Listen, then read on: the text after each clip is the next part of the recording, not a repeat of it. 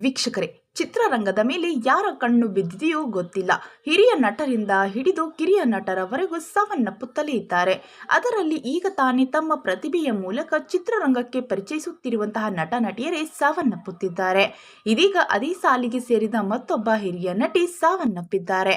ಹಾಗಾದ್ರೆ ಆ ನಟಿ ಯಾರು, ಸಾವನ್ನಪ್ಪಿದ್ದು ಹೇಗೆ ಮತ್ತು ಎಲ್ಲಿ, ಈ ಎಲ್ಲ ಸಂಪೂರ್ಣ ಮಾಹಿತಿಯನ್ನ ಈ ವಿಡಿಯೋದಲ್ಲಿ ನೋಡೋಣ ಬನ್ನಿ.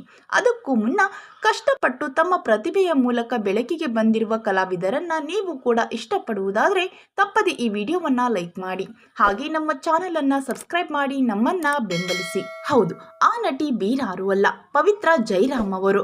ಅವರಿಗೆ ಆಂಧ್ರ ಪ್ರದೇಶದ ಕರ್ನೂಲ್ ಸಮೀಪದಲ್ಲಿ ಇಂದು ಮುಂಜಾನೆ ಅಪಘಾತವಾಗಿದೆ ಎಂದು ವರದಿಯಾಗಿದೆ. ಪವಿತ್ರ ಪ್ರಯಾಣಿಸುತ್ತಿದ್ದ ಕಾರು ಮತ್ತು ಬಸ್ ನಡುವೆ ಮುಖಾಮುಖಿಯಾಗಿ ಡಿಕ್ಕಿಯಾಗಿದೆ. ಮೂಲತಃ ಕನ್ನಡಿಗರಾದ ಪವಿತ್ರ ತೆಲುಗುವಿನ ತ್ರಿನೈನಿ ಧಾರಾವಾಹಿಯಲ್ಲಿ ಜನಪ್ರಿಯರಾಗಿದ್ದರು. ಪವಿತ್ರ ಮೂಲತಃ ಮಂಡ್ಯ ತಾಲೂಕಿನ ಹನಕೇರಿಯವರು. ಇಬ್ಬರು ಮಕ್ಕಳಿದ್ದಾರೆ. ಕನ್ನಡದ ರೋಬೋ ಫ್ಯಾಮಿಲಿಯ ಮೂಲಕ ಕಿರುತೆರೆಗೆ ಎಂಟ್ರಿ ಕೊಟ್ಟಿದ್ದ ನಟಿ ಪವಿತ್ರ ಅವರು ರೋಬೋ ಫ್ಯಾಮಿಲಿ, ಜೋಕಾಲಿ, ನೀಲಿ, ರಾಧಾರಮಣ ಧಾರಾವಾಹಿಗಳಲ್ಲಿ ನಟಿಸಿ ಜನಪ್ರಿಯರಾಗಿದ್ದರು.